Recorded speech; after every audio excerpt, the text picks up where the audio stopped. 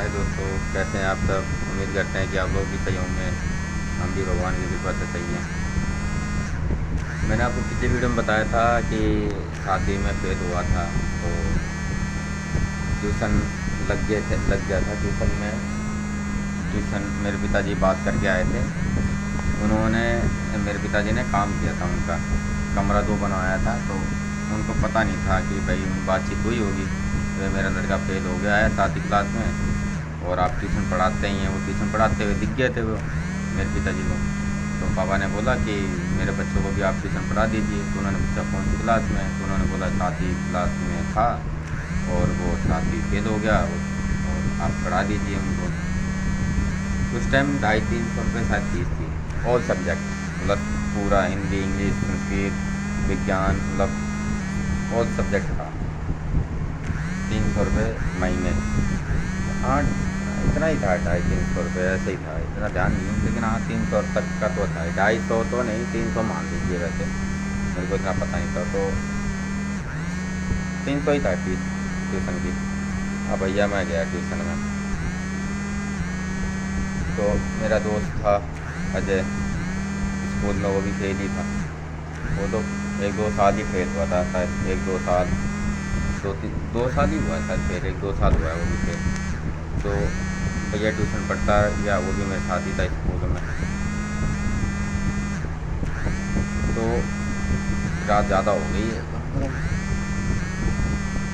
1 बजे मैं वीडियो बना रहा हूँ, 1 बजे रात को वीडियो बना रहा हूँ।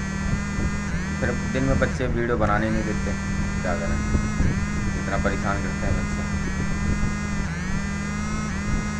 तो एडमिशन उसमें गया, साथ ही ट्यूशन में पढ़ता रहा धीरे धीरे।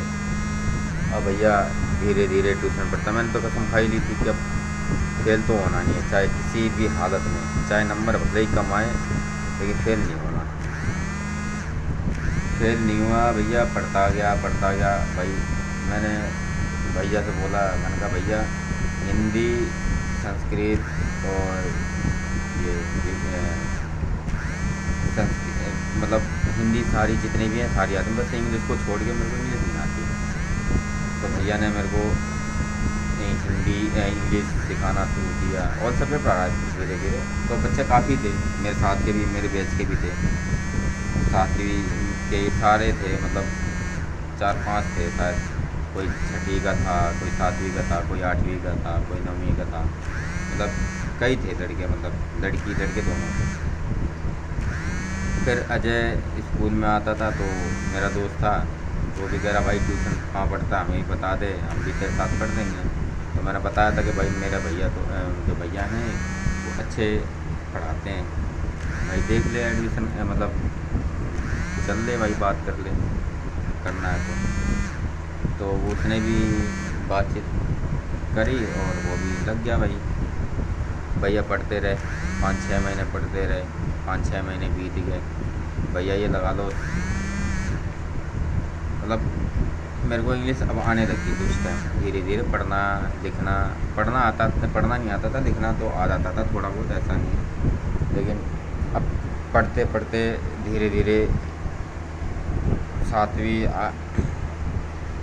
एडमिशन पढ़े, वो ट्यूशन पढ़े, आया समझ में, खूब पढ़ा ईमानदारी से मन लगा के, याद वाद किया।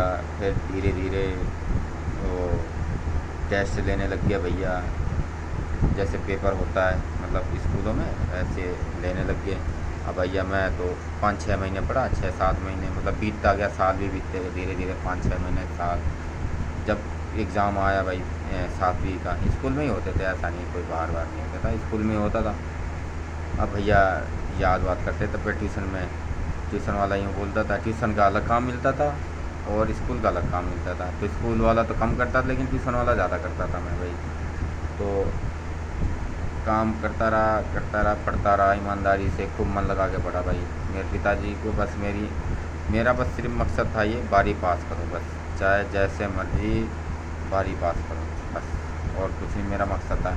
अब मेरे को इतना ध्यान भी नहीं था परसेंटेज भी क्या चीज़ होती है।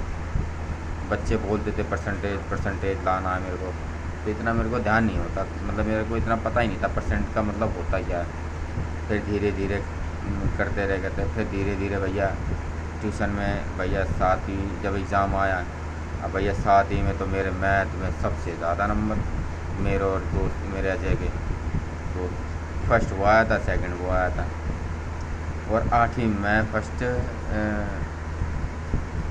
8वीं में फर्स्ट तो नहीं, हाँ सेकंड आया था। अजय का मैथ बहुत तेज़ थी, गणित जिसे कहते हैं, बहुत तेज़ थी। सेकंड नंबर मेरा था, सबसे हाईएस्ट नंबर छोटा सेकंड नंबर तो मेरा ही था।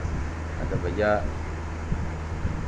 जब पेपर देने गए तो भैया सभी नंबरों में मस्त, क्योंकि मैं ट्यूशन ईमानदारी से पढ़ता था, मस्त जिसे कहते हैं मन लगा के।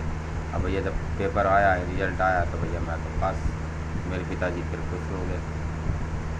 फिर खुश हो गए तो फिर पिताजी ने बोला, जब मैं 7वीं फेल हुआ था ना, उस टाइम पर भी बोला था, जब मैं 6ठी पास हुआ था तो 7वीं में आया, तो उस टाइम मेरे पिताजी ने बोला जा ये ले पैसे और वो चिकन लिया जा। भैया चिकन लिया आया, सब पास हुआ था। जब 7वीं में जब आया था, जब चिकन लेकर आया था, जब 7वीं का जब मैंने पेपर दिया था, जब रिज़ल्ट आने वाला था, जब रिज़ल्ट आया था उस टाइम पर भी मैं चिकन लेकर आया। उस टाइम पर ही मेरे पिताजी ने बोला कि आज रिज़ल्ट आएगा, जा चिकन लेकर आ। अब भैया चिकन लाया, मैं तो फेल हो गया। तो मेरे पिताजी ने खाना तो खैर भूख भी लगी थी, नहीं खाया। मेरे को बहुत रोना सा था। मैंने भी नहीं खाया, कोई किसी ने भी नहीं खाया, मैं बताऊं सही बात। सुबह अगले दिन खा के, खाना बचा हुआ था, फ्रिज में रख दिया था। अगले दिन फिर सभी लोग वही खाओगे। फिर जब मैं 7वीं पास हुआ तो मेरे पिताजी खुश हो गए।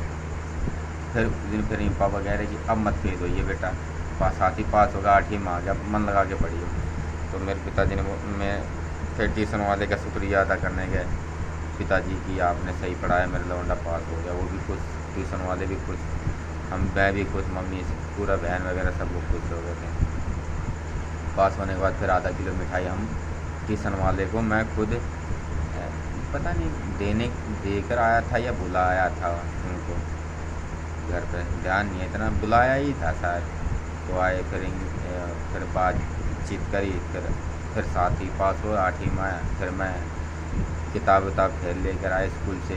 पैसे तो मिलते ही थे, खैर कोई उसकी इशू नहीं था, सरकारी स्कूल था। तो भैया कब किताब लेके आया, पैसे तो बाद में मिले थे। फिर भैया 7वीं पास करी, 8वीं में आया।